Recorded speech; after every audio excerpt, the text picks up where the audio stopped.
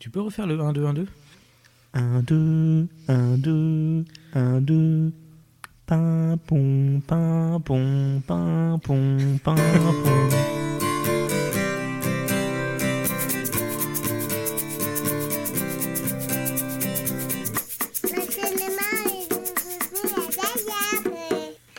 Bonjour et bienvenue dans ce troisième Bonjour. Bonjour Jérémy, comment ça va? Bonjour Mathieu, ça va et toi? Oh bon, c'est parfait, hein, tout va bien, c'est le troisième numéro. C'est le troisième numéro déjà.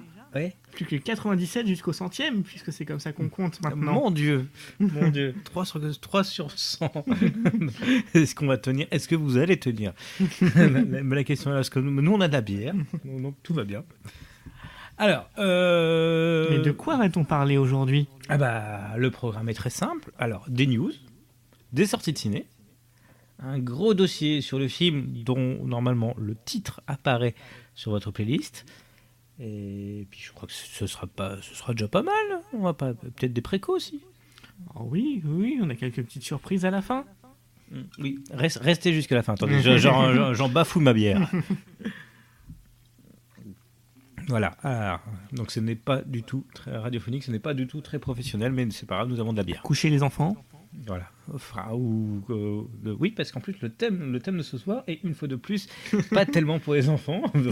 Mais Mathieu essaie de me convaincre tant bien que mal de revenir vers des sujets un peu plus family friendly. Ah oui, Airbud, les Buddy Fête Noël. Ah oui, les copains, il faut.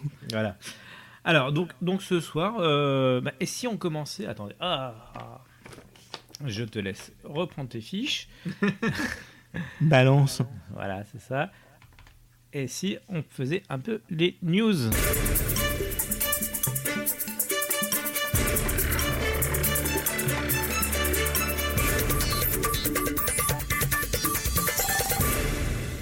C'est les news, à toi Jérémy. Merci David Pujadas. Alors, on commence avec une sortie Blu-ray et DVD programmée le 8 janvier. C'est Freaks, le film de Zach Lipovski et Adam B. Stein. C'est le film qui est donc projeté au PIF il y a maintenant bientôt 1 an. Un très bon film d'ailleurs. Très bon film, très bonne surprise. On retrouve au casting notamment Emile Hirsch et Bruce Dern. Et c'est une sorte de relecture un peu, j'allais dire intimiste, mais pas chiante, de films de super-héros et de mutants. Voilà, puisque c'est l'histoire en fait d'une petite fille qui est absolument cloisonnée chez elle pour une raison qu'on ignore et que donc on découvre au fur et à mesure dans le film, voilà, qui se passe un peu dans une espèce de société paranoïaque totalitaire. C'est les X-Men. Voilà. Alors, c'est très proche des X-Men avec des surhumains qui sont mis de côté de la société parce que trop dangereux. Voilà. Donc voilà, ça fait 1 an que le film tourne en festival et donc malheureusement pas de sortie salle, mais en tout cas une sortie Blu-ray et DVD début janvier qui en vaudra largement la peine pour découvrir ce film. Ouais. Et donc on vous conseille d'aller le voir. Allez. News suivante, je vais faire écouter un petit extrait. Alors, donc Henri Dess a été hospitalisé, donc voilà, donc c'est une news qui nous vient, c'est donc il y a 2-3 jours, il a annulé sa série de concerts. Alors Henri Dess et le grand gamin, donc c'est la version métal des chansons d'Henri Dess. Bernard Minet, donc voilà.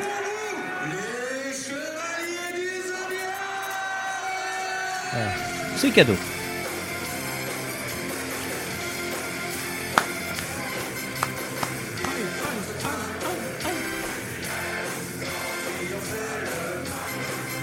Voilà, c'était juste une occasion pour vous passer de la musique.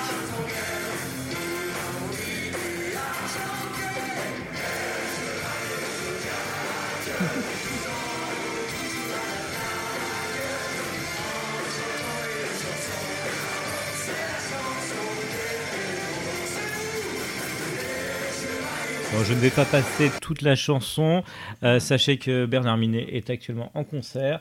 Il y a deux ou trois concerts de prévus. Ne le loupez pas, près de chez vous. Et Ça fait plutôt envie sur les vidéos. Hein. ouais. Ça a l'air plutôt sympa comme ambiance. Voilà. Hop. News suivante, alors c'est encore une sortie Blu-ray, mais cette fois-ci pas chez nous, chez les autres. C'est le film The Invitation de Karyn Kusama. Alors Karyn Kusama qui sortait d'un précédent film qui s'appelle Jennifer's Body et qui était absolument affreux en tout point, et qui est revenu ensuite avec un très bon thriller horrifique. Alors, bon, horrifique est un gros mot, mais un très très bon thriller sur le thème du deuil. Vraiment un film plutôt fin, plutôt sensible, et très très bien foutu. Et donc voilà, malheureusement, il n'existe qu'en VOD chez nous. Et en tout cas, c'est l'éditeur britannique Second Sight qui le sort pour le coup en Blu-ray. Qui le sort en Blu-ray en Angleterre, dans une édition collector, avec notamment un commentaire audio de la réalisatrice et des directeurs, un making-of, des interviews avec les producteurs, avec les scénaristes et les acteurs, et voilà. Donc voilà, dommage que, on espère qu'à force, peut-être, si le film arrive chez nous, parce que mine de rien, il date de 2015, et bon voilà, on se tape déjà, on va dire... Il y a pire, et généralement ça attend pas pour sortir, et là pour une fois qu'il y a un film un peu sympa, c'est dommage que ça vienne pas chez nous. Sinon c'est avec Logan Marshall Green dans le rôle principal. Et voilà, et puis il y a vraiment et puis juste pour vous donner envie, il faut voir cette scène finale qui est ce dernier plan qui est vraiment sublime. Alors, je vais continuer personnellement sur de la news musicale. Tenacious D en concert sur Paris, le groupe de Jack Black. Alors, donc c'est une news qui n'en est plus vraiment une parce que c'est déjà complet. Voilà, ils ont rempli un zénith en moins d'une semaine d'ailleurs. C'était très rapide. Bon, alors il y aura peut-être des places à la revente. Donc c'est le 26 février au Zénith de Paris. Alors ça fait très longtemps qu'ils n'étaient pas venus en France. Alors là, il fallait venir. Moi j'ai des amis qui sont allés à Oslo pour les voir, donc c'est dire. Donc Tenacious D en concert aux Zénith de Paris, c'est déjà complet, mais c'est bien. C'était la news Black Friday. C'est ça, c'est la Black Friday. on fait des Black Friday aujourd'hui ou pas? Il y a des enfants qui nous écoutent. Non, c'est un détail. Ça sera un détail du podcast. Alors, une news un peu coquine cette fois-ci. C'est l'éditeur Elephant Film qui s'apprête à sortir un coffret regroupant 10 films de la catégorie qu'on appelle roman porno. Alors, il ne faut pas se fier évidemment au terme porno en tant que tel. On est plus affaire à des histoires érotiques. Des histoires érotiques, mais avec des vraies constructions scénaristiques qui avaient été confiées à des vrais réalisateurs. Avec des films plutôt intéressants, au-delà de l'aspect même, érotique, pornographique de ces films. C'était notamment la Nikkatsu qui avait produit ça dans les années 70. C'est une série de films notamment qui les avait sauvés de la banqueroute. Et donc en 2016, la Nikkatsu avait décidé de confier à des réalisateurs japonais contemporains de réaliser de nouvelles histoires sur la thématique roman porno. Notamment des réalisateurs comme Sonotion, Hideo Nakata, et qui ont donc 5 réalisateurs qui ont chacun livré un film. Et donc dans ce coffret, on mélange donc 5 classiques de la première ère du roman porno et 5 films de ces nouveaux réalisateurs. Donc par exemple, nous aurons parmi les 5 classiques Les Amants mouillés et L'Extase de la Rose de Kumashiro Tatsumi, Angel Guts Red Porno de Toshiharu Ikeda, Lady Karuizawa de Masaru Konuma et Nuit Féline à Shinjuku de Noboru Tanaka. Au niveau des réalisateurs contemporains, on aura donc L'Aube des Félines de Kazuya Shiraishi. Nous aurons donc Sho Gymnopédie par Isao Yukisada. Nous aurons White Lily de Hideo Nakata. Nous aurons enfin le très bon À l'ombre des jeunes filles humides de Shiota Akihiko. Donc le titre français est horrible, absolument mal traduit et pas représentatif du film. C'était passé à l'étrange festival sous le titre Wet Woman in the Wind. Et c'était vraiment très très sympa. Et enfin, le gros morceau du coffret, c'est Anti-porno de Sonotion. Voilà, je pense qu'il mériterait un jour qu'on en parle. Je pense que Sonotion va être dans nos prochains sujets. À un moment ou à un autre, va falloir en parler. Et bon, voilà, on va pas trop s'étaler pour dire que c'était vraiment un très grand film de Sonotion, qui d'ailleurs lui a valu des conflits avec la Nikatsu, parce que la Nikatsu voulait quelque chose et Sonotion l'a complètement transformé l'objet. Comme d'habitude avec Sonotion d'ailleurs. Comme d'habitude. Voilà. Seul regret, c'est que justement un film par exemple tel que Anti-porno de Sonotion mériterait presque une édition solo. Enfin en tout cas, ou une vraie sortie salle. Parce qu'il n'y en a pas eu. Ok. D'ailleurs, j'ai déjà précommandé ce coffret, donc on en parlera peut-être dans le prochain numéro, si celui-ci m'a plu. On ne sait jamais, ça peut. Alors, une news judiciaire. Je pense que Luc Besson va être le running gag de notre podcast. Alors, Luc Besson, hop. Donc là, c'est la news qui est première, mais je l'avais trouvée chez Variety aussi. Alors, Luc Besson risque 10 mois de prison avec sursis pour harcèlement moral et licenciement abusif. Alors, ce qu'il faut savoir déjà, donc, dans le dernier podcast, on avait parlé de ses problèmes avec les chasseurs. On avait parlé aussi on avait un petit peu parlé, mais pas beaucoup, de son problème d'accusation de viol, mais on n'avait pas parlé de ses méthodes de management qui sont assez drôles et risquent de l'amener d'ailleurs en prison. Alors. Tac, voilà. Donc c'est une Sophie F qui accuse la famille Besson de l'exploiter un petit peu comme une esclave du fait. Alors bon, il y a pas mal de choses qui prêtent à sourire, quoique non, parce que finalement, c'était la prise de rendez-vous pour de la manucure, donc des trucs très très professionnels. Donc voilà, donc il refusait des congés, il refusait. Enfin bon, c'est assez. Alors comment dire. Alors, j'en perds mes mots. Luc Besson, le problème, c'est qu'il commence à avoir pas mal d'affaires. Donc la moindre nouvelle, ça devient quelque chose qui est quand même énorme. Disons qu'il a eu tellement le cul le bord des nouilles que maintenant il commence à traîner toutes les casseroles. C'est ça. Parce qu'il les a pas lavées, les casseroles. C'est pour ça. Moi, je peux te dire, hein, ça fait d'une semaine que j'ai pas lavé mes casseroles. Je peux te dire que les nouilles, elles sont collées dessus. Hein. Conclusion, achetez tes phalles. Voilà, non. Donc, Luc Besson, en plus de toutes ces autres crasses, risque 10 mois de prison avec sursis et 30 000 euros d'amende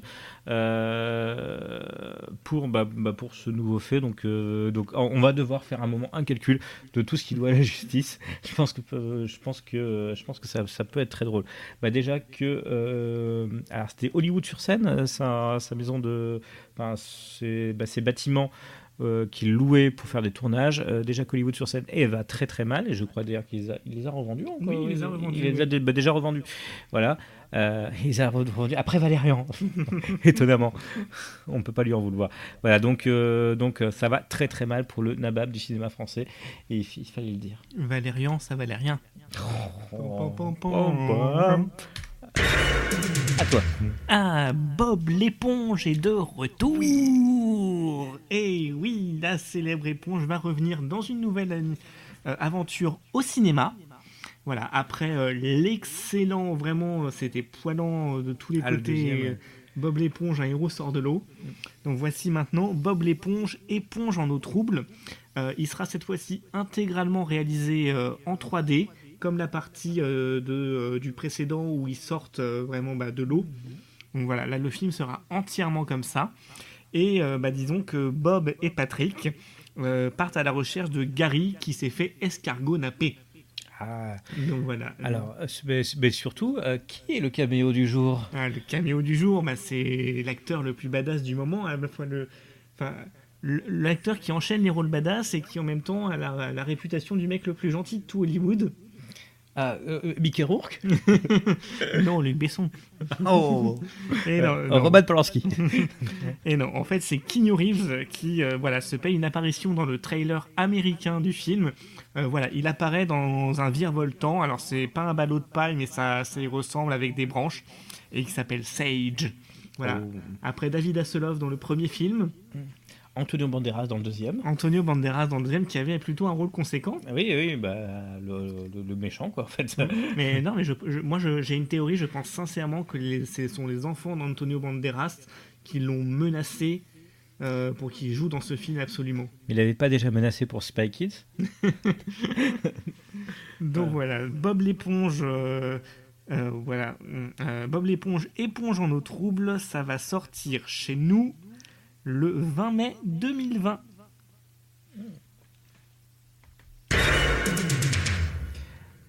Drame dans le milieu du podcast, Mathieu n'a plus de news à vous ajouter. Voilà, c'est terrible, c'est affreux. Nous sommes à 16 minutes d'émission et nous n'avons plus, et je n'ai plus de news. Donc Jérémy, c'est à toi. Alors, news, c'est une façon de parler. Danny DeVito pourrait-il devenir le prochain Wolverine ? C'est en tout cas le souhait d'un nombre très conséquent de fans qui viennent de lancer une pétition pour qu'il prenne la succession de Hugh Jackman.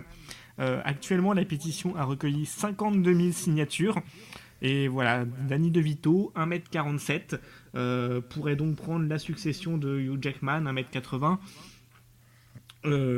Oui, c'est plutôt crédible. Bon, évidemment, c'est plus une touche d'humour qu'autre chose. C'est surtout une façon de se moquer de cette mode actuelle qu'ont les fans, entre guillemets. Par exemple, de vouloir réécrire entièrement la dernière saison d'une certaine série à succès, ou le dernier film qui était pourtant l'un des meilleurs de la saga de Star Wars parce que ça plaisait pas aux autres, parce qu'il n'était pas ceci ou pas cela. Bref, une absence totale de considération pour les visions artistiques et les prises de risques, juste pour du fan service pur et simple. Donc voilà, il y a cette petite blague, mais en même temps, Danny DeVito, cool comme il est, ça fait déjà 12 ans, 13 ans qu'il est dans la série It's Always Sunny in Philadelphia. Je pense que ça peut nous faire un coup à la Carioca. Il peut y avoir peut-être pas un film, mais une connerie, quoi. Une connerie. Je n'ai pas vraiment de news. Sachez que Première a fait un top 20 des meilleurs films Cluedo. Non, c'est pas très intéressant. Par contre, Tom Cruise a été jugé trop vieux pour les films d'action. C'est un nouveau coup dur pour le petit acteur. Comme Danny DeVito. Comme Danny DeVito, oui, mais Danny DeVito, il est sympa. Oui, voilà. Il est pas surtologue. Voilà, donc non, Tom Cruise jugé trop vieux. Donc alors. Qui c'est qui a dit cette bêtise encore parce que bien sûr c'est une bêtise. Pour l'auteur des romans Jack Reacher, donc c'est Lee Child qui a jugé que l'acteur de Jack Reacher était trop vieux pour les films d'action. Je pense que il y a débat. Il y a débat, oui, si je peux me permettre, indépendamment de l'opinion qu'on peut avoir de Tom Cruise. Je trouve ce commentaire en fait un peu injuste dans la mesure où Tom Cruise reste l'un des comédiens qui continue de faire toutes ces cascades en personne. Ouais. Là encore, c'est aussi un comédien qui a la réputation d'être plutôt quelqu'un qui aide ses réalisateurs, sa production sur les tournages. Oui, ça s'est vu sur La Momie. Non, je suis méchant. Et donc voilà, au-delà de la personnalité et de ce qu'on peut penser de lui, c'est quelqu'un dont l'engagement sur le tournage et voilà l'implication pour le coup ne fait pas tellement débat. Voilà. Bon. Effectivement, donc n'achetez plus les livres Jack Reacher. Tom Cruise justement, Tom Cruise qui avait inauguré le reboot des Universal Monsters avec la momie. Le Dark Universe, voilà. Qui aurait dû commencer d'ailleurs avec Dracula Untold. qui s'est vautré, et puis la momie s'est vautrée aussi. Donc du coup, pas de Dark Universe, a priori, mais visiblement, plutôt que de mettre le projet de côté, Universal a décidé de reprendre en fait le reboot depuis le début. Ce qui donne toute une série de films qui vont prochainement débarquer en 2020. On commence par exemple avec... je crois que c'est la femme invisible, non ? Alors, il y a La Femme Invisible qui sera dirigée et qui sera également le premier rôle par Elizabeth Banks. Que j'aime beaucoup. Voilà. Qui est quand même meilleure actrice que réalisatrice. Oui. Je veux dire, voilà, Pitch Perfect 2... ça bouge, ça chante, ça danse. C'est pas le concept en lui-même, c'est vraiment, quand tu regardes les 3 films, il y en a un qui est mauvais en termes de réal, quoi, c'est le 2. Oui. Moi, je regardais pas la réal, moi, je regardais Anna Kendrick. Et donc voilà, La Femme Invisible, donc remake du film de 1940. Voilà. Elizabeth Banks, qu'on a vu récemment dans Brightburn, qui était très sympa. Oui, c'est vrai. Donc la femme invisible. La Femme Invisible. L'Homme Invisible, également. Cette fois-ci écrit et réalisé par Lee Whannell, réalisateur de Upgrade, collaborateur de James Wan sur les premiers Insidious. Il avait travaillé sur les Sceaux aussi. Aussi, également. Voilà, avec donc cette fois-ci Elisabeth Moss dans le rôle principal, donc pas l'Homme Invisible évidemment, mais voilà, l'histoire d'une femme qui se sépare de son conjoint, enfin qui disparaît je crois, et puis apparemment il est toujours là, enfin... Moi j'attends qu'ils arrivent à remaker L'Homme Invisible contre la Gestapo. Véritable film des années 40, suite de L'Homme Invisible et de la Femme Invisible. Et donc voilà, L'Homme Invisible, ça sortirait le 26 février prochain. Voilà, qu'est-ce qu'on a d'autre ? Parce que c'est une grande news, parce qu'il y a beaucoup de films. Il y a beaucoup de films, il y a également un film Renfield, donc plutôt de se focaliser sur Dracula. Il y a également donc un film sur Renfield qui est un peu le, comment dire... comment on pourrait décrire ça ? C'est le bossu, c'est l'assistant bossu. Non, c'est pas l'assistant bossu, mais c'est le fou, celui qui tombe sous l'emprise de Dracula. Exactement. Et qui finit à l'asile. Et donc ce serait réalisé par Dexter Fletcher, à qui on doit récemment le très sympa Rocketman. Qui était très très bon. Très bon, c'était pour le coup l'anti Bohemian Rhapsody. On aura peut-être l'occasion d'en débattre un de ces jours. Oui, parce que je suis pas entièrement d'accord avec... Ouais, vas-y. On en débattra. Et voilà, et c'est Robert Kirkman qui est à l'origine du script. Robert Kirkman, à qui on doit notamment The Walking Dead. Voilà, qu'est-ce qu'on peut dire d'autre ?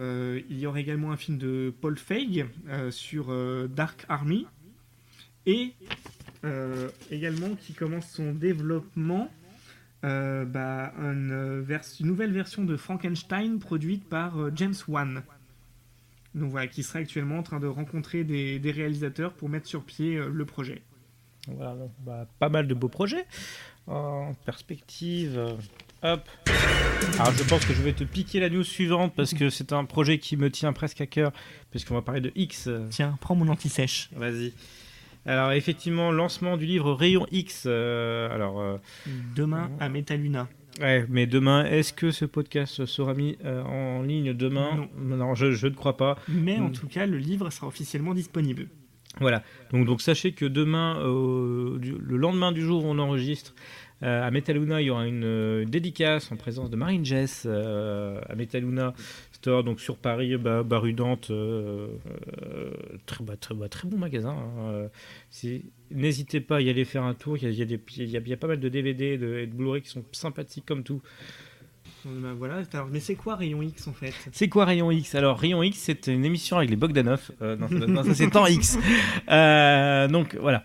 Donc Rayon X est un livre sur le beau temps des vidéoclubs et des VHS de films un peu olé. Donc il y a eu une campagne Ulule et je suis censé d'ailleurs recevoir prochainement le livre avec des DVD parce que voilà, on vous en parlera peut-être. Alors ça va dépendre. Est-ce que je vais vous parler de ça ou est-ce que je vais vous parler d'anti-porno dans les prochains numéros ? Ça... En tout cas, voilà, c'est un livre qui rassemble notamment de nombreuses jaquettes, reproductions de jaquettes de films cultes de l'époque. Et je crois quelques témoignages de producteurs, d'acteurs ou d'actrices. Dans l'anti-chèche que tu viens de me glisser, donc interviennent dans le livre Marlene Jess, donc actrice légendaire. Hein, on a tous vu au moins une fois une partie de son corps. Fabrice Minchkin, fondateur de Badalpha France, dont on a vu au moins une fois une jaquette traîner. René Château, fondateur de René Château Vidéo et de Punch Vidéo. Bon, René Château Vidéo, c'est eux qui nous ont permis de faire découvrir Massacre à la tronçonneuse. Et puis aussi, c'était eux aussi, les Andy Warhol. Bonne question. Du sang pour Dracula et Chair fraîche pour Frankenstein. J'avais vu beaucoup de jaquettes de René Château, mais pas de films de genre à l'époque, parce que c'était chez des amis de mes parents, donc c'était que des films, des films bien sous tout rapport. D'auteur. Voilà. Marine Jeanne, c'est bien sous tout rapport. Ce cinéma est bien sous tout rapport. Jean-François Dévy, fondateur de Fila Film, qui a tourné pas mal de porno, et d'ailleurs dont j'ai été très surpris. Il y a une collection actuellement qui sort en Blu-ray, Les Trésors du Fantastique. C'est lui qui dirige la maison d'édition. Donc ça m'a fort surpris, mais c'est très bien. Marc Dorcel, fondateur de Vidéo Marc Dorcel, voilà. Que faut-il le présenter ? Voilà, légende vivante du milieu. Jean-Baptiste Pujol, collectionneur ex-gérant d'un rayon VHS dans un bar tabac. Et accessoirement, presseur d'huile d'olive. Mais... Voilà. Pujol, pourquoi ? Et Christophe, gérant du vidéoclub de la Butte, plus ancien vidéoclub de Paris. Là, on parle un peu plus sérieusement. Et Pascal Hamelin Delaunay, producteur et éditeur. Je ne sais pas. Voilà, donc tout ce beau monde est dans un livre dans le livre Rayon X, que je vais sûrement vous conseiller d'acheter si ce n'est pas déjà fait. Bon, je crois que c'est la fin. Je crois qu'on arrive au bout des news de la journée. Ah oui, mais il n'y a plus de news. Il n'y a plus de news. Ah bah c'est parfait. Plus Jadas d'émission. Ah mon Dieu. On va commencer. On va parler des sorties de Projo. Alors qu'est-ce qui est sorti ces derniers temps depuis notre dernier podcast? Depuis notre dernier podcast, eh bien je crois que nous avons vu un film au nom très étrange. Cocody. Voilà. Je te laisse commencer sur le sujet parce que t'as l'air très très enchanté en chant.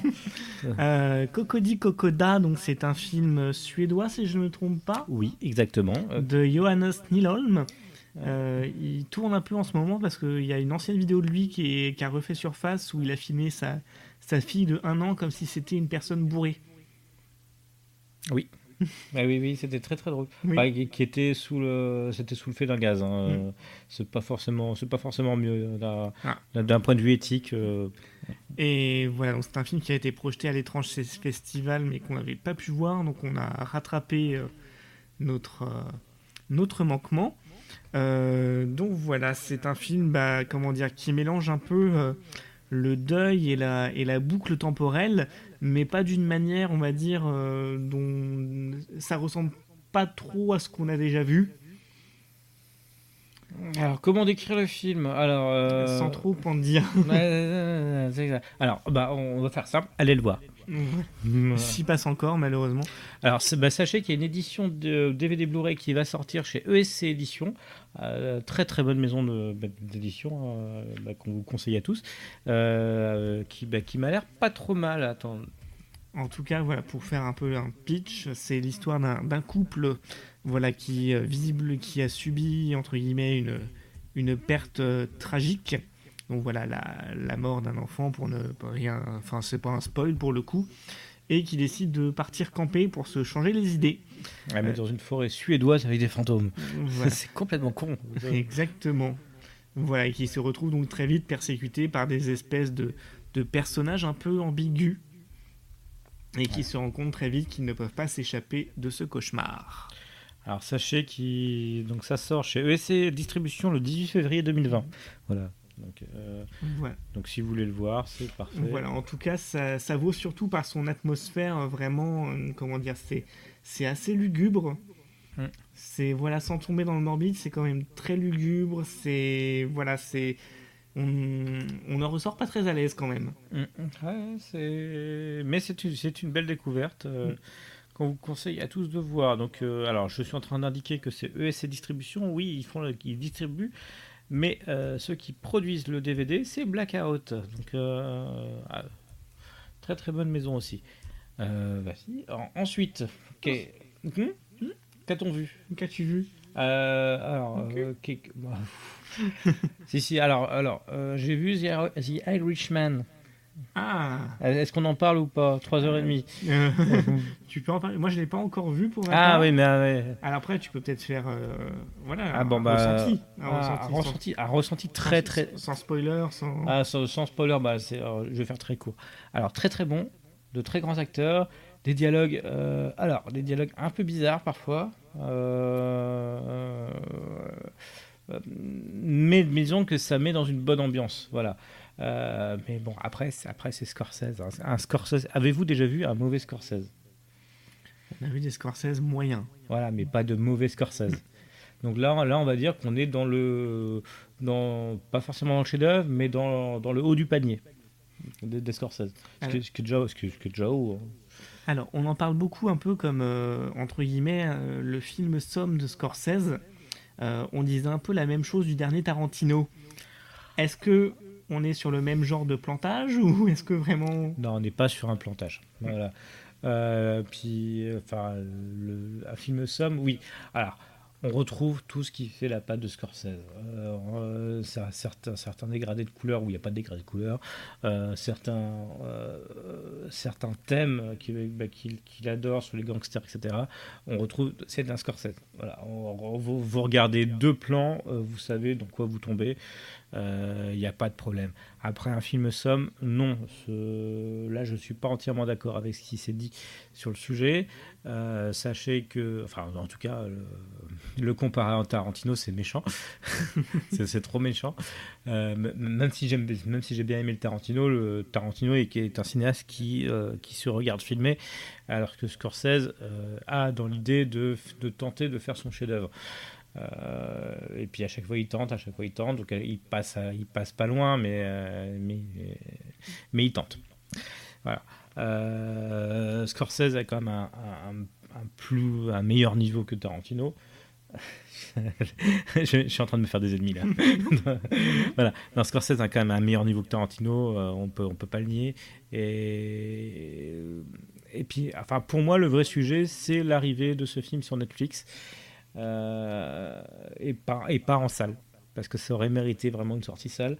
Mais les aléas de la production font que justement il a peut-être eu plus de liberté sur Netflix que pour un distributeur salle.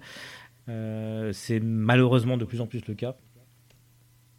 Donc après on peut pas lui en vouloir d'aller vers là où il y a le plus de liberté. Compliqué. Voilà. Donc ce film aurait mérité une sortie salle, et à mon avis dans très peu de temps il y aura des séances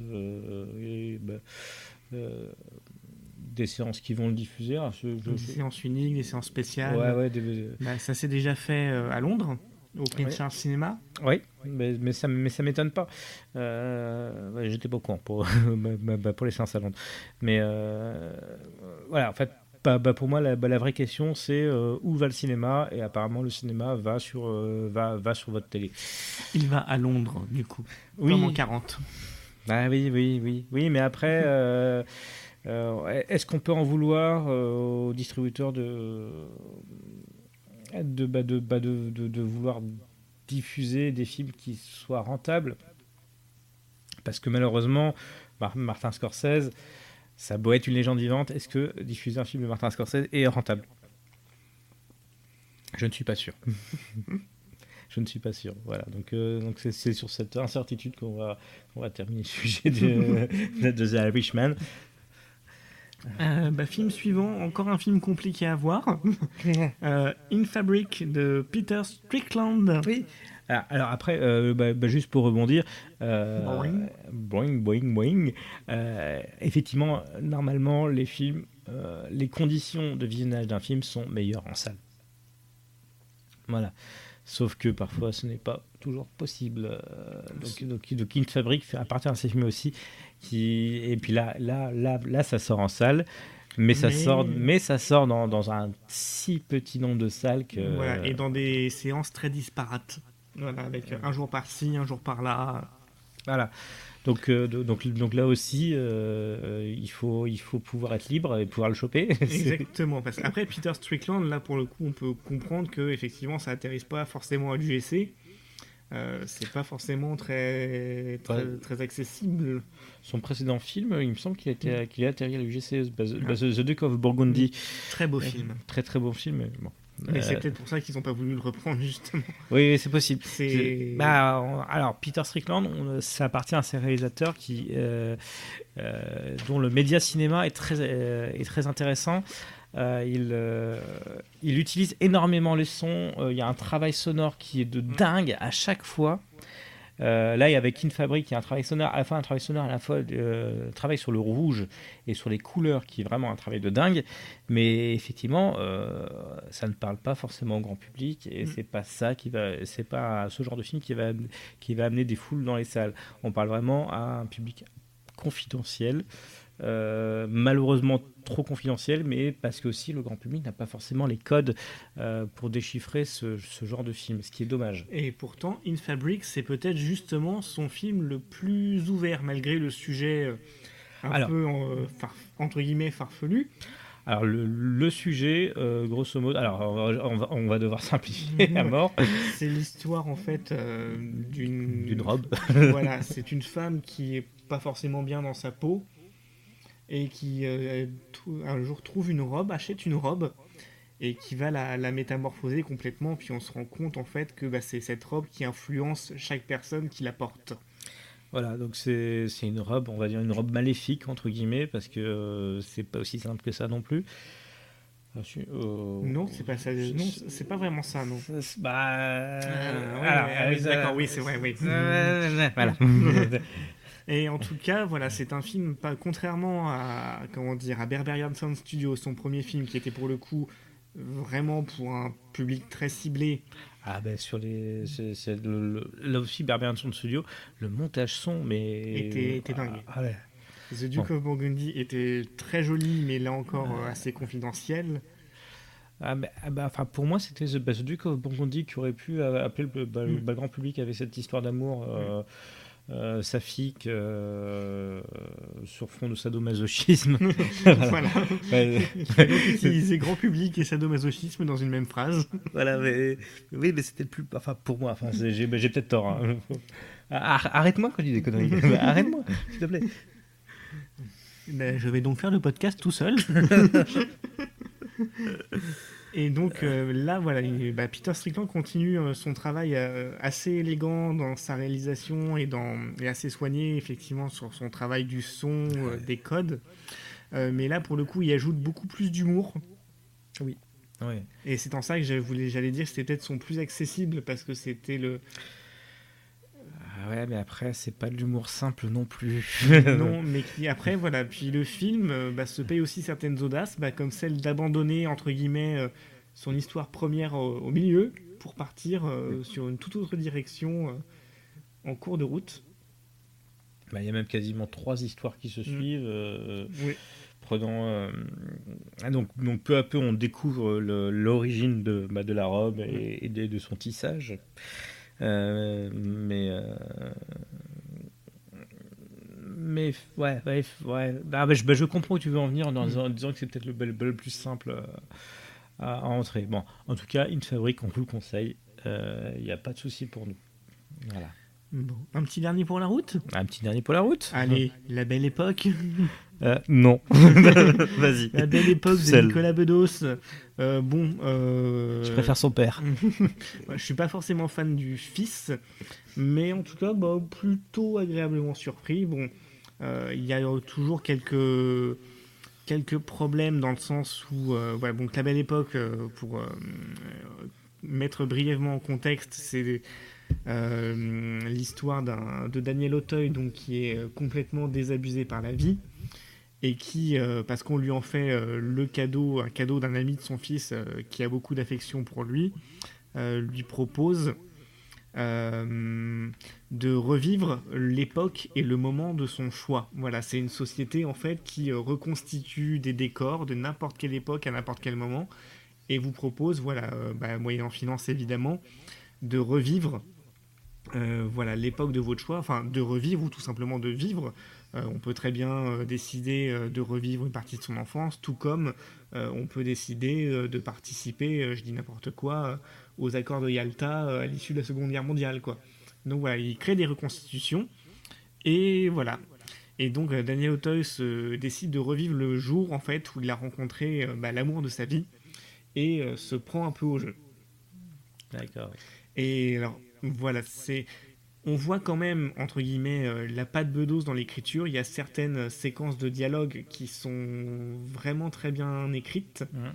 Après, on voit encore, on va dire, certains problèmes où, entre guillemets, où, comment dire, comme dans tout drame passionnel, on va dire, de ces... depuis Ad vitam aeternam, en fait, où on nous présente en fait, des relations complètement toxiques comme quelque chose de romantique et passionné et normal. Et c'est notamment le cas avec le personnage de Guillaume Canet, qui est un peu l'alter ego en fait, de Nicolas Bedos à l'écran. Voilà. Mais voilà, un film plutôt joli, pas désagréable. Voilà. Alors, est-ce que c'est le moment de parler de J'accuse de Norman Polanski? Est-ce que tu l'as vu? Non, et toi? Bah oui. Et alors, qu'en as-tu pensé? Moi j'aime beaucoup, Polanski, et moi ça me chagrine un petit peu que tout l'affaire autour, parce que j'ai toujours tendance à juger plus l'œuvre que l'homme. Donc en tout cas l'œuvre en elle-même est très intéressante, est très bien faite. De toute façon c'est du Polanski, hein, c'est pas mal. Jean Dujardin est bon, putain. et bon, après il y a quand même il y a quand même un point noir. C'est Louis Garrel. Je peux pas. Je peux pas, mais sinon effectivement, c'est un film qui mérite d'être vu et qui est un peu vilipendé pour les mauvaises raisons, c'est-à-dire plus du fait de son réalisateur que de l'histoire de son réalisateur, sachant qu'en plus l'histoire est assez complexe. Entre les accusations de viol qui ont abouti, celles qui n'ont pas abouti mais qui ont un doute, celles qui ont été repenties, parce que la première, en tout cas pour la mineure, la personne a pardonné entre guillemets, mais c'est la justice américaine qui continue de le poursuivre pour ça. Il y a le cas Polanski. En fait, il nous faudrait plus d'un podcast pour en parler et pour parler de l'affaire en lui-même. Donc, dans les faits, le film est bon. Voilà.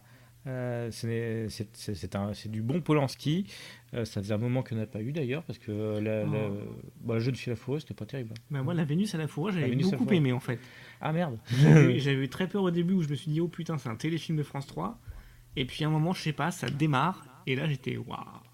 Oh. Et Carnage. Carnage, par contre, on peut s'essuyer les pieds dessus. Voilà, donc mais pour moi, la Vénus à la fourrure était proche de Carnage. C'est pour ça, on sentait l'aspect télévision, enfin théâtral plutôt. L'aspect théâtral était très très très omniprésent. C'est vrai, là-dessus c'est vrai, c'est très très vrai. Voilà. Mais bon, on peut voir. En tout cas, le J'accuse de Polanski. Moi, je le regarderai. Faites-le en votre âme et conscience. Hein, mais bon, le film en lui-même est très bien filmé. En tout cas, moi, j'attends toujours que Polanski se mette enfin au snowboard. Ah bah oui. Ouais. On a perdu le budget, donc maintenant on fait les bruitages à la bouche. C'est ça. Mais sachez... un jour, on va parler de snowboarder, si tu veux. Je veux bien. Avec Clara Morgan, dans un petit rôle. Voilà, donc est-ce qu'on a un autre film à parler ou pas? Pour moi, c'est bon. Ouais, je n'ai toujours pas vu La Reine des Neiges 2, donc ça va Tu l'as vu ou pas? Pas encore. Pas non. encore, voilà. On va attendre d'en parler. Donc il est temps de parler de notre dossier du jour. Musique maestro. Un petit extrait de la bande-annonce. Enfin bon, si ça veut bien.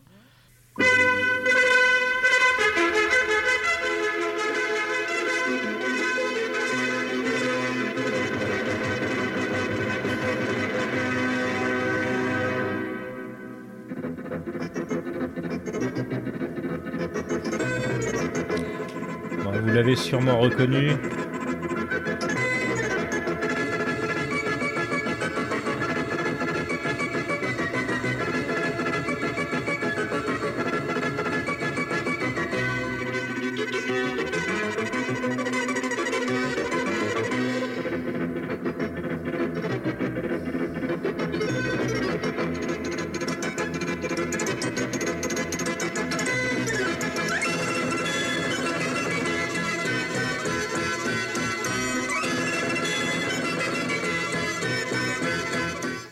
Cette bande-annonce fait 1 minute 7 avec 7 minutes de blanc avant. Youpi. Donc, si vous l'avez reconnu, c'est Orange Mécanique de Stanley Kubrick. Un réalisateur qui n'a rien à voir avec Picasso. Ah non. C'est différent. Pourquoi? Picasso, les Kubrick. Non. Toi, parfois, tu as l'œil Kubrick. Sache-le. Alors, donc... Orange Mécanique. Orange Mécanique. À ne pas confondre avec l'album du Fatal Picard. Ah oui, et à ne pas confondre aussi avec Banane Mécanique, qui est autre chose. Alors... Orange Mécanique, un film sorti en 1971. Alors... Une adaptation du roman d'Anthony Burgess, L'Orange Mécanique, un roman de 1962.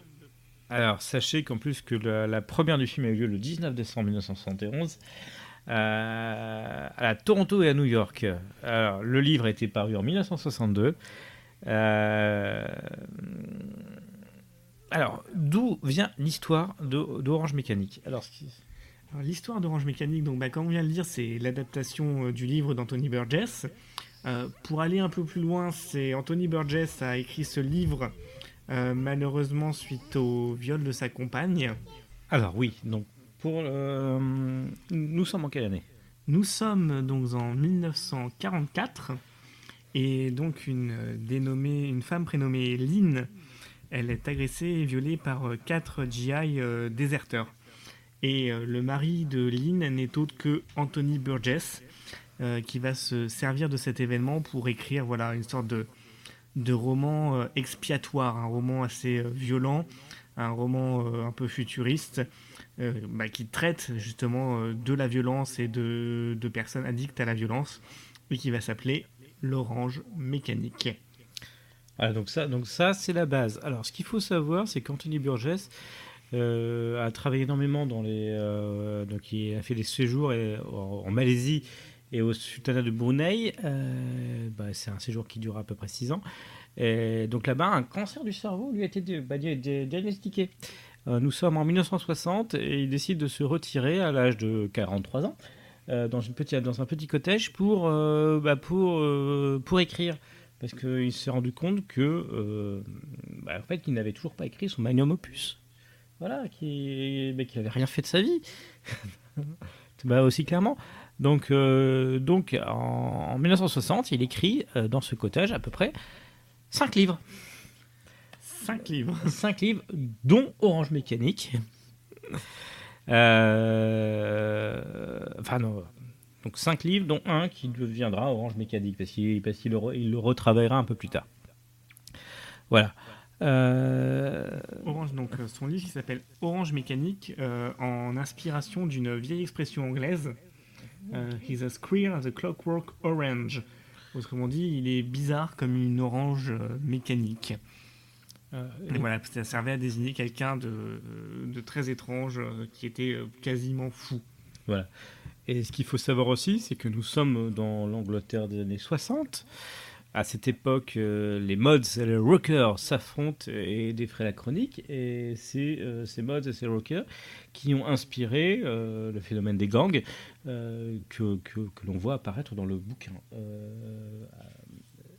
Ce qu'il faut savoir aussi, c'est que Orange Mécanique, au moment de son écriture, était vécu comme un livre d'anticipation. Ça fait sourire aujourd'hui. D'ailleurs, le film de Kubrick est un film d'anticipation. C'est un film de SF. On peut le voir. C'est vraiment par petites doses subtiles. Oui, c'est un futur très proche en fait. C'est un futur assez proche. C'est un futur tellement proche qui a été dépassé d'ailleurs. Voilà. Donc on a vu l'origine du livre. Maintenant, grosso modo, Stanley Kubrick lit le livre et est complètement fasciné par cette histoire. Et alors, ce qu'il faut savoir, c'est que nous sommes dans la période de la. Alors, ce que je suis un grand fan de Kubrick, j'appelle la trilogie de science-fiction que je lui a fait. C'est le troisième film après Dr. Folamour, après 2001 l'Odyssée de l'espace, et après donc on arrive à Orange Mécanique où on a une espèce de trilogie de films de SF. Parce que Dr. Folamour parle de la menace nucléaire, donc on est quand même sur un truc de SF. Le 2001 l'Odyssée de l'espace est un film de SF, voilà. Et Orange Mécanique, troisième film de SF, donc on est sur, à chaque fois, Stanley Kubrick décrit un monde différent, une projection différente de l'humanité. Dans Dr. Folamour, c'est une humanité folle qui tarte à la crème. C'est une humanité qui vit sous l'ère de la bombe. Et puis 2001, le film donc un film d'anticipation montrant un monde justement apaisé, paisible, pacifiste. Voilà. Donc il enchaîne avec cette troisième version d'anticipation, Orange Mécanique, où c'est la jeunesse de notre monde qui part en sucette, on va dire ça comme ça, par l'intermédiaire justement des Dourguises, enfin de cette bande qui est décrite dans le film de Burgess. Alors, à savoir aussi, c'est aussi la troisième adaptation d'un bouquin. Quoique Kubrick n'a fait que des adaptations de bouquins. J'ai des bêtises. En tout cas, il en a fait beaucoup, oui. Il me semble que c'est que des adaptations. Sauf les trois premiers Fear and Desire et puis j'en oublie les deux. Et Shining. On en revient en boucle là, sur les mêmes films à chaque fois. Oh mon dieu. Non, voilà. Et donc c'est le deuxième film en couleur de Kubrick. Après 2001. Après 2001. Après 2001, pour lequel il a eu l'Oscar d'ailleurs. D'accord. Attends. C'est Spartacus, c'était en quelle année ? Alors là, je crois que c'était... Là, tu me colles, je suis pas... J'ai un doute là, j'ai un doute. Je vais vérifier ça. En tout cas, il a eu un Oscar pour 2001. Ouais. Il a eu un Oscar pour 2001. Ah oui. Ouais, attendez, je te laisse meubler, Ikea. Alors, le manuel est en suédois. Ah. Donc c'est assez compliqué parfois pour comprendre ce qui s'y passe. En général, il faut planter les vis. Il faut planter les vis. Tu plantes les vis ? Exactement. Donc Kubrick, en fait, sort du tournage de 2001 et reçoit un Oscar pour ce film. Et c'est à la suite de ça qu'il découvre le roman de Burgess et qu'il décide de l'adapter tout de suite. Alors, Spartacus, 1960. Donc c'est avant. Ouais, donc Spartacus est en couleur.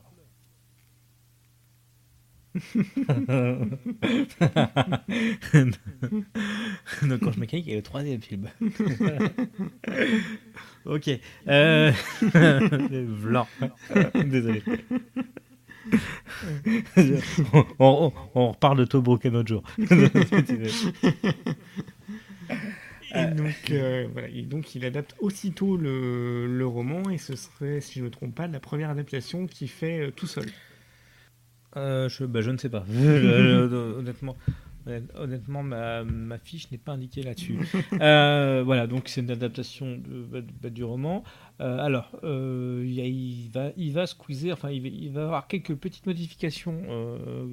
Kubrick va effectuer quelques petites modifications. La plus notable étant la perte de carrément toute la dernière partie du livre, parce qu'il manque un chapitre entier qui changeait totalement la vision de l'ensemble. D'accord. Alors, est-ce que tu as lu... Je n'ai pas lu le livre. Ah, voilà. Alors, est-ce qu'on spoil tout de suite le film? Oh, je pense qu'on est sur un...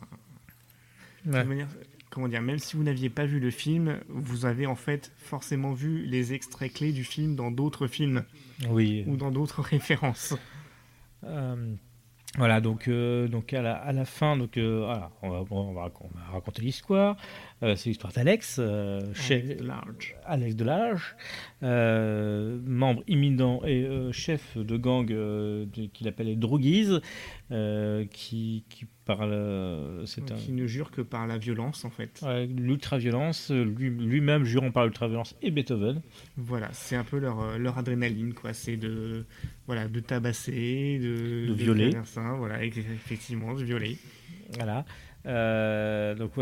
Donc cette personne-là, un jour, se fait choper par la police. Et on va tenter sur lui une méthode révolutionnaire pour lui apprendre à ne plus être violent. Enfin, on va lui apprendre à détester la violence viscéralement, c'est-à-dire à tomber malade en face de la violence. Donc c'est la méthode Ludovico. Donc vous avez forcément vu les images de l'acteur Malcolm McDowell dans une camisole, les yeux complètement écarquillés avec des pinces en métal. Oui, devant des images d'horreur Voilà. sur la musique de Beethoven. Voilà. Ce qui va créer chez lui un gros problème, c'est qu'il adore Beethoven, donc du coup, il va plus pouvoir l'écouter aussi facilement. Cette personne, une fois relâchée, donc là on est quasiment à la moitié du film déjà. Cette personne sera relâchée après guérison, sauf que il va se retrouver face à ses anciens partenaires qui eux ne sont pas du tout guéris. Et donc du coup, de bourreau, il va devenir victime. Voilà, parce qu'il va non seulement être confronté à ses anciens copains de gang qui sont d'ailleurs devenus policiers, mais aussi il va être confronté à toutes ses anciennes victimes. Ouais, qui eux vont pas le louper. Donc, à la fin du film, il se retrouve confronté à une de ses victimes, jouée par c'était Maggie, Patrick Maggie. Patrick Maggie, oui. Patrick Maggie, qui finit par le mettre chez lui et puis le pousser d'une fenêtre. Non, il se jette. Il se jette. Parce qu'en gros, il lui fait écouter de force Beethoven à fond. Ouais. À fond les volumes, sauf que maintenant l'écoute de Beethoven lui est devenue insupportable, voilà, physiquement insupportable. Donc il saute. L'image de le Kubrick se termine dans un hôpital. Enfin, c'est pas la scène finale, mais c'est pas la scène, c'est pas le plan final, mais le film se termine dans l'hôpital où le ministre vient le voir en étant super content qu'il est guéri. Hop, image finale, séquence onirique où on voit Alex en train d'assister à un combat de catch féminin assez drôle. Puis là, on comprend très vite qu'en fait, il est guéri de sa guérison. Il va pouvoir revenir.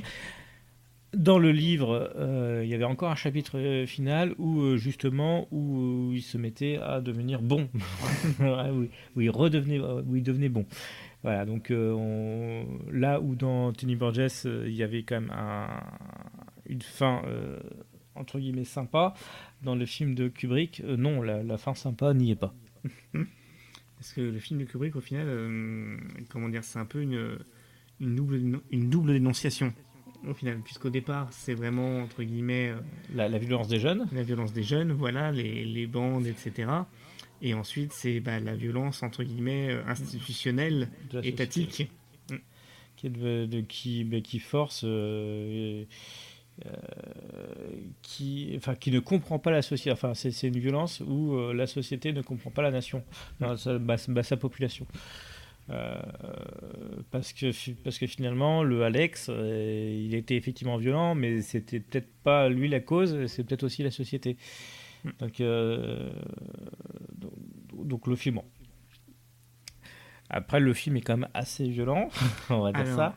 oui, disons que Enfin, le revoir aujourd'hui, ça peut quand même prêter justement à interrogation sur la violence du film. Il faut remettre dans le contexte de l'époque. oui. Dans le contexte de l'époque, on va dire que la violence, entre guillemets, au cinéma, elle avait l'air assez récente au final. Bah, c'est surtout que dans le film, il y a plein de points qui désamorcent cette violence. C'est pour ça que alors ça peut poser question parce que parfois cette violence est belle visuellement. La séquence de viol est plutôt drôle. Pourtant là on parle d'un viol, donc du coup le spectateur est mal à l'aise vis-à-vis de ce qu'il voit. Et c'est ce sentiment de malaise qui à mon avis a provoqué le scandale et a fait que Orange Mécanique a d'ailleurs été très difficilement visible même sur les écrans anglais. Oui. D'ailleurs, Kubrick ne voulait pas qu'on le diffuse suite à des. En fait, sa boîte aux lettres a été tellement, comment dire, voilà, à la sortie du film, le tollé est tel. Alors, c'est bizarre, c'est à la fois un tollé et en même temps, les gens se précipitent pour le voir. Le film est un succès et en même temps, Kubrick se fait incendier. Littéralement, voilà, il reçoit des menaces de mort dans sa boîte aux lettres et qui le conduisent a demandé en fait à la production, à Warner Bros à l'époque. Donc Kubrick vivait à Londres, il s'était déjà exilé des États-Unis. Et donc le film a été tourné à Londres également. Et donc Kubrick finit par demander au distributeur d'arrêter la diffusion du film malgré son succès en salle. Et donc Warner Bros finit par obtempérer, retire le film des salles, et en tout cas en Angleterre, et le film sera invisible pendant 27 ans. Ouais. À la demande de Kubrick. Qui pouvait se le permettre encore à l'époque. Quel réalisateur peut se le permettre là? Ouais. Et disons que en fait, le film ne recommencera à avoir une distribution qu'à la mort du réalisateur au début en 2000. Ouais. En 2000. Oui, enfin c'est quand même à nuancer parce qu'il y a quand même eu des copies qui ont circulé un peu sous le manteau. Oui, après voilà, on est aussi là je pense dans un contexte très anglais. Je crois qu'en France ça a moins été le cas. Oui, parce qu'il y a... Alors en France on a cette culture... Alors ce qu'il faut savoir aussi c'est que c'est arrivé, nous sommes... Orange Mécanique qui est sorti dans les années 70.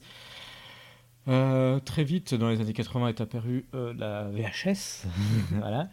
Donc la culture de la VHS est apparue. Je crois qu'en France, il y a une diffusion sur une chaîne publique qui a été enregistrée et qui a été après copiée, recopiée et distribuée. Voilà. Alors, comment aborder le cas Orange Mécanique? Parce qu'il y a beaucoup de choses à prendre. Autant sur les origines que sur les descendants d'Orange Mécanique. Les descendants d'Orange Mécanique, comment dire, déjà, est-ce qu'il y a une filiation directe ou pas? C'est-à-dire C'est-à-dire, comment dire, est-ce qu'on parle vraiment de films qui s'en revendiquent ou est-ce qu'on parle des nombreuses références, on va dire, qui après ont... c'est un peu en deux temps parce que les films qui s'en revendiquent, il y en a énormément. De toute manière, il y a énormément de séquences qui ont été reprises dans des films. Je parle notamment du ralenti, de la bande qui arrive au ralenti sur les quais de la Tamise et qui est pris, j'allais dire les quais de Seine, mais ce quai de Seine qui a été repris à nombreuses reprises avec toujours cette personne qui donne un coup de canne sur l'un côté de l'image pour montrer à quel point il est violent. Ça c'est les références pas fines. Mais on a aussi de nombreuses références aussi à des gangs violents qui sont arrivés après. Je pense notamment à Class of 1984, qui pour moi Alors, pas une référence directe, mais une référence assez fine sur justement l'évolution de la violence de la société, enfin la violence des jeunes dans la société. D'ailleurs, on reprend le motif du viol qui apparaît dans Classe en 1984. Alors, Classe en 1984, pour ceux qui ne l'ont pas vu, c'est l'histoire d'un professeur des écoles dont sa femme se fait violer par certains de ses élèves violents. Enfin, voilà. Puis il va rentrer en guerre, en conflit contre ses élèves, quitte à lui aussi dépasser les bornes. Voilà. Là aussi, on a affaire à la société face aux jeunes. La société représentée par un professeur des écoles bien sous tout rapport. Voilà. Donc on peut aussi parler de ces références-là, du fait que la jeunesse va, après ce film, être montrée comme décadente, violente, face à des adultes perdus face à eux. D'accord. Vas-y, à toi.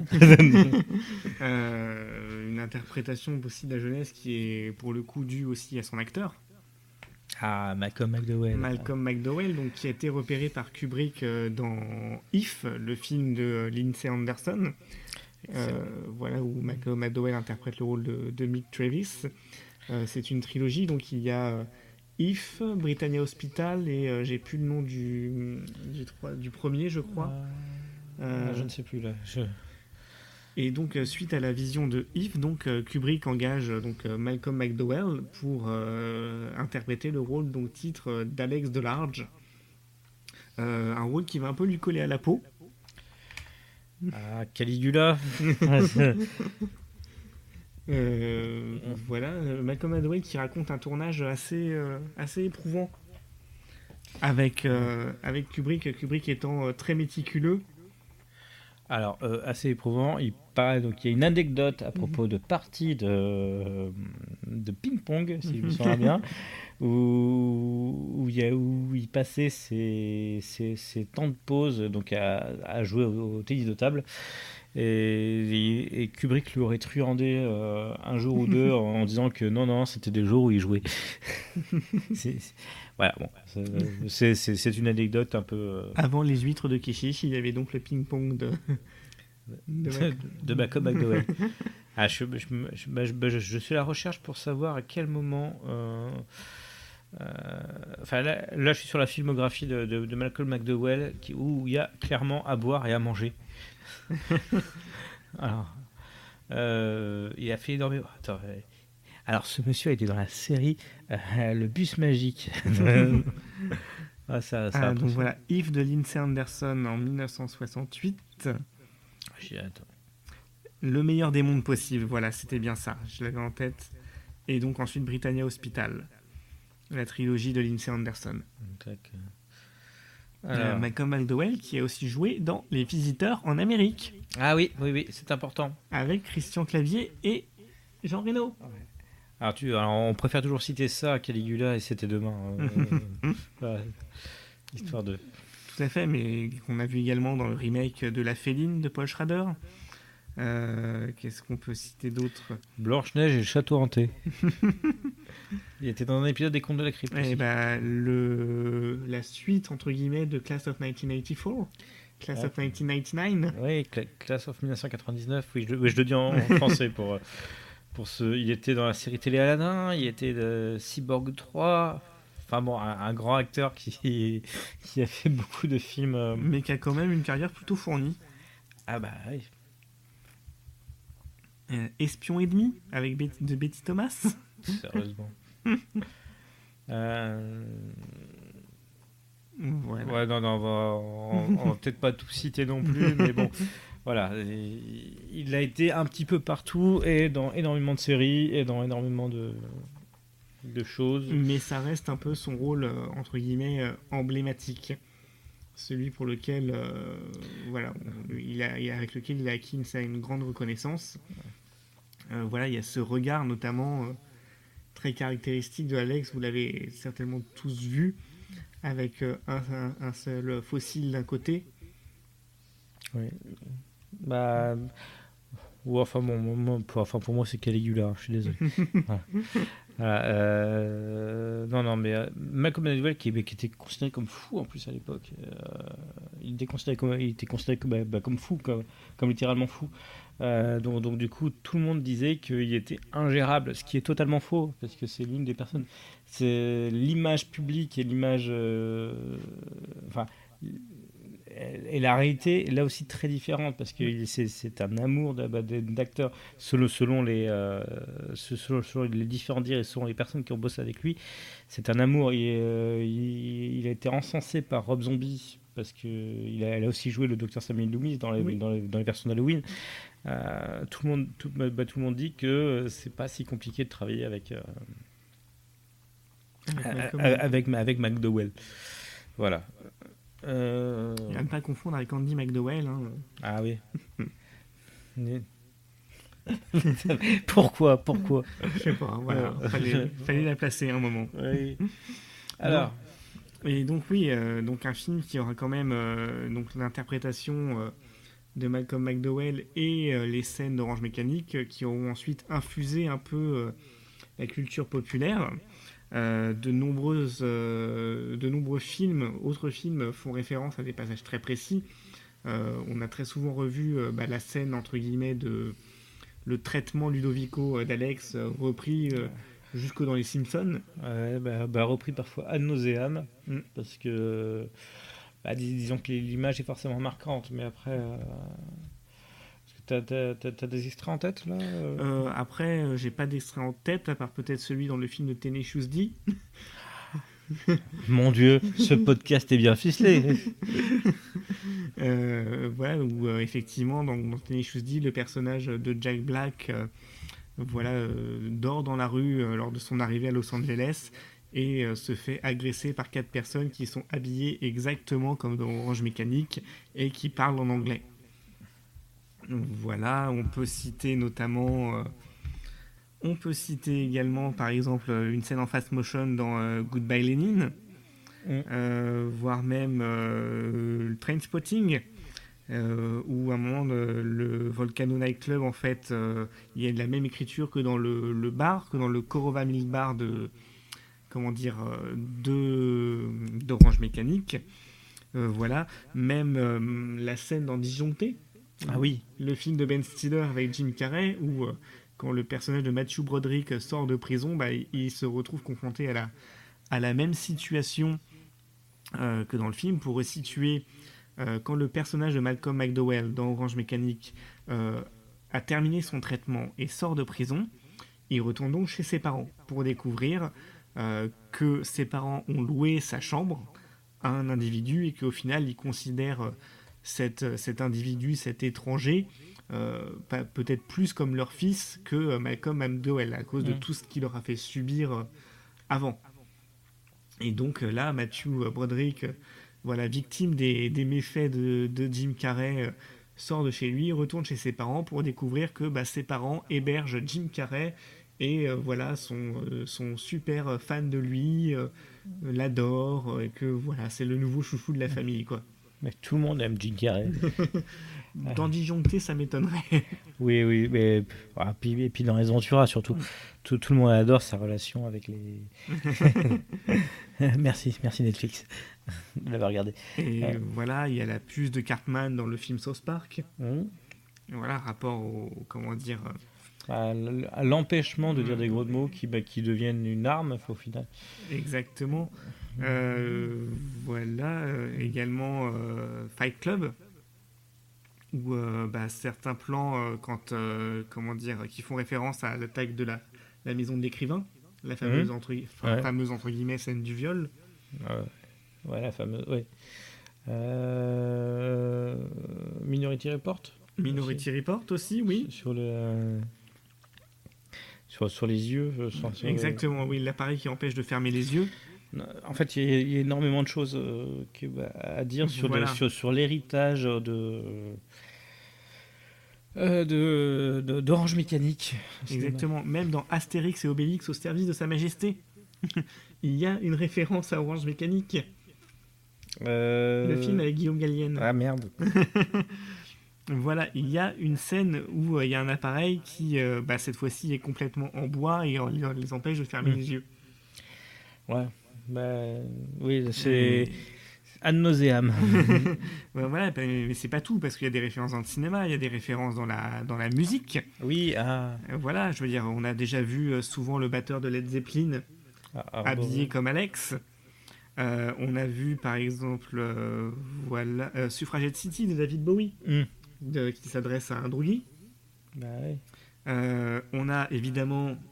Kylie Minogue. J'allais dire les Fatal Picard, mais...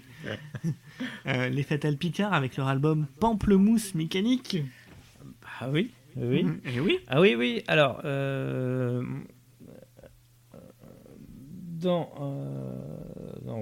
en fait, il y a énormément de styles ouais, ça va être compliqué de tous les citer.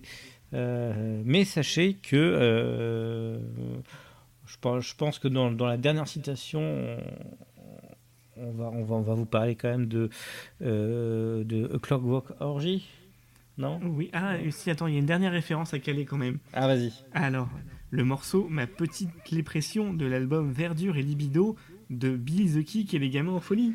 J'adorais ce groupe quand même. Ils viennent quoi? Je ne sais pas, bonne question. Non, mais je crois que la chanteuse s'est suicidée. Enfin, attends, un truc un peu glauque. Ouais, ils sont encore en équipe. L'histoire du groupe, composition du groupe, démêlé avec la justice. Ah, Voilà.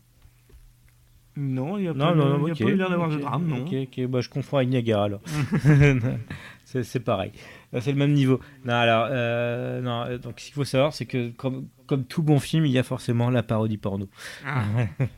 Mais qui aide à bien comprendre les enjeux du film. Hein, oui, bah, qui est pas si mauvais. Donc c'est A Clockwork Orgy. Le titre français, c'est Le Gang des violeuses. Voilà, tout un programme. C'est sorti en 1995, uniquement en vidéo. C'est disponible sur des sites, c'est disponible un peu partout sur Internet si vous cherchez bien. C'est un film en anglais ou américain. Enfin, c'est en anglais. Il est plutôt court. Il dure 73 minutes. Avec Kathleen Asher, Rebecca Lord, Nicole Lace, et on montre donc là, c'est une inversion, ce sont des femmes qui violent des hommes. En fait, la violence est remplacée par le sexe, quoi. Oui, enfin, il y avait déjà du sexe dans le bande original, donc c'est pas non plus. Voilà. Donc je pense qu'on a fait un peu le tour de ce Oui, après film. on peut peut-être parler de la musique. Ah bah Beethoven. Voilà, Beethoven évidemment. Beethoven en plus, comment dire. C'est le thème principal. Alors est-ce que je vous mets un peu de Beethoven? Si je trouve. Oui, parce qu'après c'est facile là, c'est le truc avec le chien là. Ta ta ta ta. Donc non, évidemment, on parle pas de Beethoven, les films avec le chien. On parle bien du compositeur Beethoven, Ludwig van, comme il l'appelle dans le film. Donc voilà, Alex est absolument obsédé par la 9e symphonie de Beethoven. Ouais, donc cette symphonie ressemble à peu près à ça.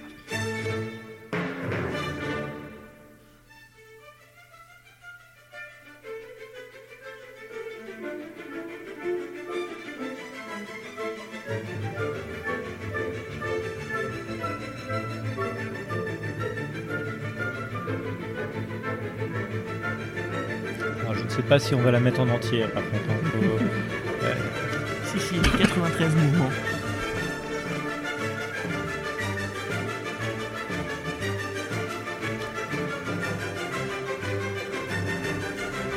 Ça, c'est Beethoven. Sont présents aussi.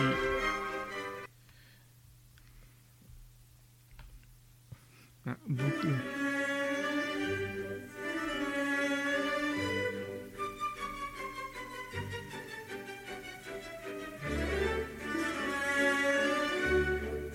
Vas-y. Qu'est-ce donc celle-là? Ah, c'est The Chiffing Magpie sur la BO d'Orange Mécanique. Je recherche d'où ça vient. ce qu'on sait, voilà, grosso modo, la musique, c'est beaucoup de Beethoven, de Wagner ou de Strauss. Mais contrairement à une habitude qu'avait Kubrick d'utiliser essentiellement des morceaux classiques pour faire ses musiques de film, cette fois-ci, il a fait appel à un compositeur. Oui. Un compositeur, Wendy Carlos, donc, qui aujourd'hui est une compositrice en fait, mais qui à l'époque était un compositeur, et qui, quelque part, a mixé en fait les musiques classiques avec un synthétiseur pour obtenir de nouvelles sonorités. D'accord. Donc ce que vous avez entendu, c'était la pivoleuse de Rossini. Voilà. C'est en aparté. Voilà. Et donc, Wendy Carlos, en fait, engagée par Kubrick, qui a été séduit par son innovation, va utiliser notamment des vocodeurs sur la 9e symphonie ou Guillaume Tell de Rossini, justement, avec des saccades, va vraiment apporter des nouvelles touches à ces musiques classiques. Voilà. Donc, de toute manière, je vous conseille aussi la BO. De toute façon, c'est du classique, donc c'est très bon. Orange Mécanique, donc c'est un film qui a essentiellement fait parler de lui par le scandale, entre guillemets. Ceci dit, voilà, j'ai peut-être masqué une position un peu, mais j'ai jamais, entre guillemets, alors peut-être que c'est une question de contexte, mais je me souviens que la première fois qu'on m'a projeté Orange Mécanique, j'étais au lycée, et donc c'était pour une espèce de soirée film, et entre guillemets, la personne qui nous encadrait disait bon d'accord, on le regarde, mais faudra pas venir vous plaindre derrière si vous avez peur, ou si ceci ou si machin. Moi je me souviens, je m'étais endormi. Sérieusement. Voilà. Bon, j'avais 16 ans. Après le film fait 2h16, donc c'est pas un petit film non plus. Et c'est vrai que même là, en le revoyant, où j'ai pu être plus sensible, on va dire, aux mises en scène de Kubrick et à l'esthétisme, c'est vrai que la notion de violence, alors peut-être aussi parce que je suis nourri à un cinéma essentiellement de genre où j'ai vu des trucs bien pires et bien plus crades à l'écran. C'est pas faux. C'est pas faux. C'est vrai que voilà, il y avait un peu entre guillemets cette mise en garde de la violence, et où je me suis dit mais où ça ?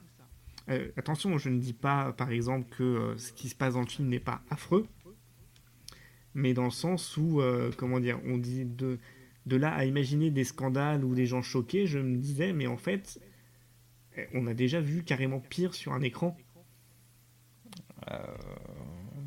Oui, en plus c'est possible parce qu'on est en 71, la vague du gore et du Herschel Gordon Lewis c'était avant. Oui, Herschel Gordon Lewis c'était avant. Alors effectivement c'était pas grand public non plus. Mais effectivement, après c'est peut-être le fait que ça soit Stanley Kubrick qui s'attaque à ça, donc du coup ça devenait toujours plus grand public qu'un film d'horreur, parce que oui, évidemment. Donc on a affaire à un film de Stanley Kubrick, donc un film à voir.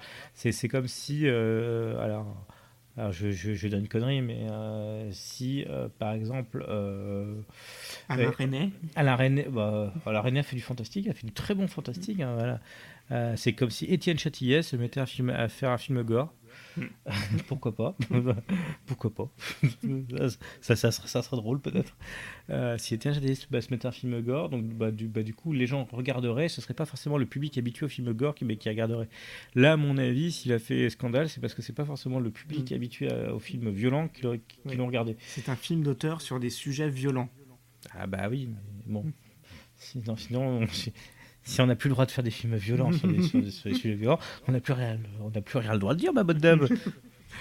Non, mais... C'était le point, on ne peut plus rien dire. On ne peut plus rien dire. Alors, Pascal Pro. C'était le point Pascal Pro. Vas-y. C'est très difficile d'enchaîner. Voilà, donc comment rebondir de Pascal Pro à la suite? Ah bah Pascal Pro. Alors Pascal pour ou Pascal contre? Voilà. Voilà. Elle est fille qu'elle crotte. Non, on va tous les faire. Voilà. Donc, on a fait un tour rapide, je oui, pense. Oui, mais de toute façon, Orange Mécanique est un film à voir. C'est un film important d'un point de vue du cinéma. Même si effectivement aujourd'hui il a sûrement perdu un peu de sa force et de sa violence, parce que la violence est maintenant un peu partout. Voilà. Et après, voilà, c'est un avis personnel, mais pour ma part, c'est pas entre guillemets non plus, de mon point de vue, le meilleur Kubrick. Pas du point de vue des qualités cinématographiques, mais simplement, voilà, je veux dire. Le gros problème, c'est qu'il est daté. Et ça se voit, ça se voit par l'intermédiaire de l'architecture des bâtiments, ça se voit par l'intermédiaire de certains choix de costumes, ça se voit par... il a voulu faire SF, mais c'est de la SF des années 60, dans des décors... des années 70 en fait. C'est ça. Et donc du coup, nous sommes en 2019, tout de suite c'est à côté. C'est à côté, c'est moins bon. Vas-y. Bon. Bah, je pense que nous avons fini de parler d'Orange Mécanique. On a quasiment fait 1 heure sur Orange Mécanique, non? Un peu moins. Un peu moins, oui. Un peu moins. Oh, 40 minutes? Ouais. Ouais. Bon, puis on va sûrement couper aussi des trucs. Alors... Des petites recos pour la prochaine fois. Alors, tu commences, je commence. À toi d'abord. Oui. À toi d'abord. Alors moi c'est une petite reco. C'est paru, donc c'est auto-édité. B-Movies Posters, ces incroyables films qu'on ne verra jamais, de Damien Granger. C'est un film qui était en précommande, qui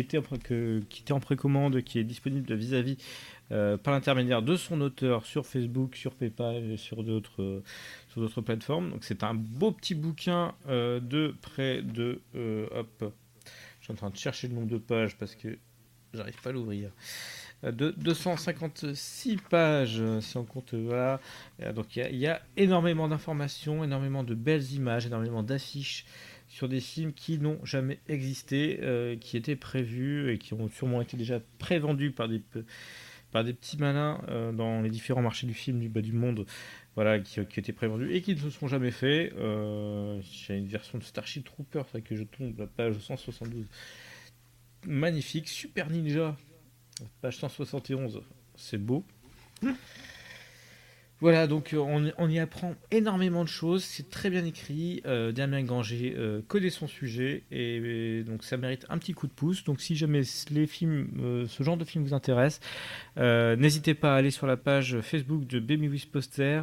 Normalement, il devrait y avoir encore un lien qui traîne pour l'acheter. Sinon, ça veut dire que c'est sold out et ça sera bien fait pour vous parce que vous ne vous êtes pas intéressé avant. Il aurait fallu faire une solde de septembre. Ah bah oui. Oh. Vas-y. Ah ouais, donc c'était ma préco pour ce podcast, B-Movies Posters. C'est incroyable, film qu'on ne verra jamais. J'ai pas dit le prix, 25 € et honnêtement, ça les vaut très largement. Et pour conclure, un peu de musique. Alors question. Alors, c'est pas nouveau, mais c'est comme le bon vin, ça se décante, plus ça décante, mieux c'est. Laquelle? On va être celle-là en premier, oui. Ouais, voilà. Alors.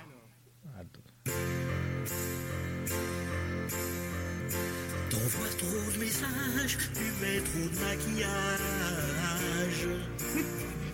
T'es rentré trop tard, tu sors pas ce soir. Alors là, vous n'avez que le son, mais il faut avoir l'image aussi. Mon Dieu. C'est comme si mon grand-père se mettait au piano. Elle hausse les épaules, lève les yeux au ciel. Surtout que c'est tellement vocodé. La la la. Et elle fait La la la la la la. Et elle fait la la la la la la.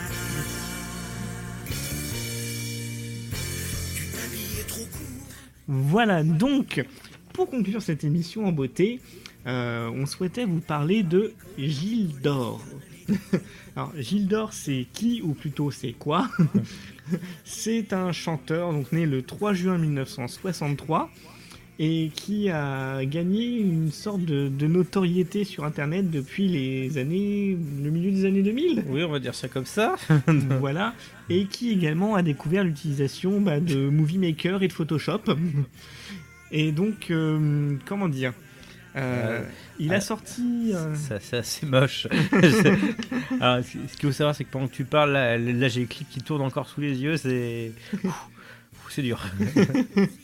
Voilà, donc Gilles d'Or, c'est un chanteur engagé, comme vous l'avez entendu dans l'extrait de la chanson, hein, attention à la drogue, au sida et à l'alcool. Oui. Est-ce que c'est quelqu'un qui mange beaucoup? Je pense que c'est quelqu'un qui boit beaucoup. Mais... Parce que Gilles d'Ordine... Non, pardon. Essaye de continuer avec ça. Vas-y. Et donc voilà, donc Gilles d'Or, voilà, c'est un peu, comment dire, un Claude Nougaro sous en fait. C'est comme dirait un article presse sur internet, c'est Michel Berger qui serait perdu dans un cache converters. Voilà. Donc c'est Nougaro sans nougat.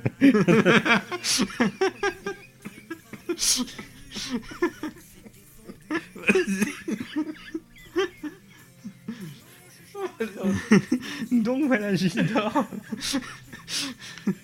Voilà, Gilles d'Or, grosso modo, il a eu en fait un petit pic de popularité entre les années 80 et au début des années 90 avec des albums entre guillemets normaux. Il a fait notamment quelques tubes comme de Pigalle à Al Jarreau ou Apartheid, tout le monde est là. Mais la vraie renaissance du Phénix a lieu donc grâce à Internet et grâce à YouTube. Aujourd'hui, Gilles d'Or compose des musiques, avec des textes engagés. Alors, il faut savoir que c'est un ardent défenseur de Jean-Luc Mélenchon. Et voilà, si vous aimez les sonorités clavier, synthé, un peu cheap, les arrangements vocodeurs et les textes engagés mais pas trop. Voilà, Gilles d'Or, c'est vraiment alors j'allais dire une nouvelle pépite du web, oui, parce qu'on a découvert ça récemment. Enfin, peut-être moins pour toi du coup.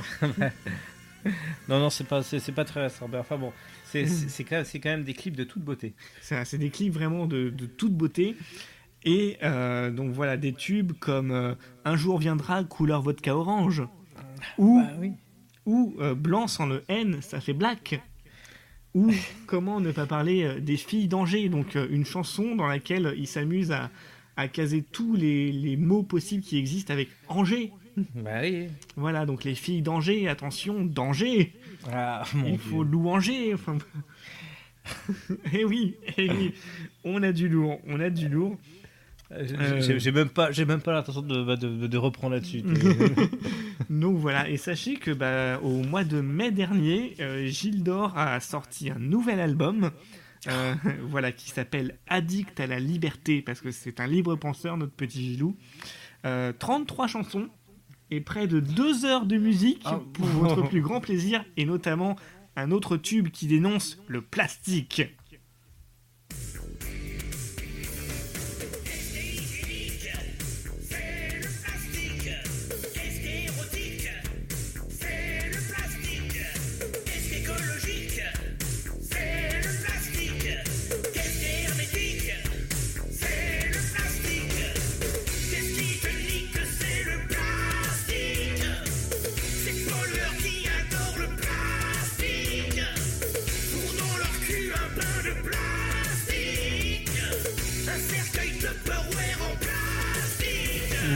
Sont vraiment collector. Ah oui, parce que là le détourage est magnifique.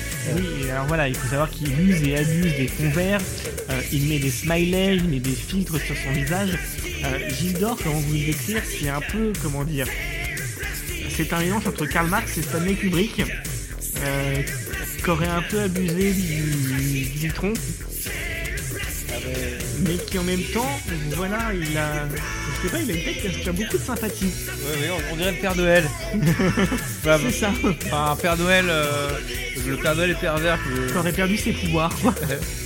Et donc ouais, parce que bon là vraiment ça vaut aussi le coup grâce au clip. Mais si vous fermez les yeux, c'est assez entraînant mine de rien. Voilà. Donc voilà. Et voilà, alors Gilles d'Or, je vous invite à lire un très bon article à son sujet sur le site Ganzai. Voilà, pour vous en lire un petit extrait. L'avenir de la musique est-il dans la perfection, dans des chansons carrées distribuées par pack de 6 comme des bières tièdes dans le supermarché Spotify? Pas chez Gilles d'Or. Parisien reclus dans les montagnes Photoshop protoulien, il souffle sur l'industrie en surchauffe comme un ventilateur et avec les moyens du bord, des tubes tels Le Plastique, tube Do It Yourself qui ridiculise d'emblée toutes les starlets sans dessous du midi. Ne rigolez pas, ce chanteur de combat et de poésie est peut-être le futur héros de la low-cost music. Et au moins, lui ne cherche pas les claviers midi à 14h. Oh. Alors je suis à la recherche de son album sur internet, donc il est disponible seulement en version. Je suis déçu parce qu'il est seulement en version numérique. Seulement version numérique, mais on peut l'avoir aussi sur l'Apple Store et sur Spotify. Ah ouais, mais en version numérique aussi. Que en version numérique, c'est très dommage. Ah ouais, non, mais moi je voulais l'image avec ça. Alors sachez qu'il y a au moins un commentaire client qui a fait ça. Un nouvel album éclaté, plein de messages à faire passer pour Gilles d'Or. Ah voilà, il y a une évolution 5 étoiles. Oh mon dieu. C'est tout pour ce troisième numéro. Ce sont sur ces notes musicales que s'achève ce troisième volet du ciné des fermés d'intérieur. On espère que vous êtes amusés. Nous aussi sur Orange Mécanique et sur Gilles d'Or, le plastique. Voilà, une émission comme d'habitude, toujours à l'arrache. Oui, bon, ce sera pas beaucoup mieux. On va peut-être essayer, on va tenter de nouveaux trucs pour la prochaine fois. On va essayer de faire l'intermédiaire par webcam interposée. Ça va être bien que comme ça, il y en a un qui pourrait être à Tokyo, puis l'autre à Sydney, et on pourra quand même faire des émissions. Waouh, la technologie, c'est beau. Voilà, donc on remercie tous ceux qui nous like sur les réseaux sociaux, tous ceux qui commentent, tous ceux qui on a eu un 5 étoiles sur iTunes. Yeah, j'ai pas compris pourquoi, mais voilà. T'auras un lait et des gâteaux. Voilà. Enfin, ce serait bien je ne sais pas, c'est juste il a mis aucun commentaire. Oh. Voilà, donc n'hésitez pas à nous liker, à mettre des 5 étoiles. Bon, enfin, si vous voulez mettre moins, évitez. Voilà, nous on aime que ceux qui nous aiment. Voilà, n'hésitez pas à nous dire si vous connaissez des films un peu hors cadre. Oui. Si vous avez des idées de sujets, si vous avez des envies je sais pas de films qui seraient passés à côté des radars, pourquoi pas. On devrait inventer une petite rubrique les films proposés par les auditeurs. Ça pourrait être cool. Quels auditeurs? Je sais pas, apparemment qu'il y en a au moins un. Ouais. C'est peut-être ma mère. Non, je plaisante, elle est pas. Les mamans, ça compte pas. Ouais, les mamans, ça compte pas. Ça dépend. J'ai connu un club où ça compte. Ouais, pardon. Voilà. Donc, on vous souhaite une bonne soirée si c'est le soir, une bonne journée si c'est le matin, et une bonne après-midi si c'est l'après-midi, un bon appétit si vous mangez. Voilà. On vous aime et puis à la prochaine dans un prochain podcast. À bientôt. Tchi.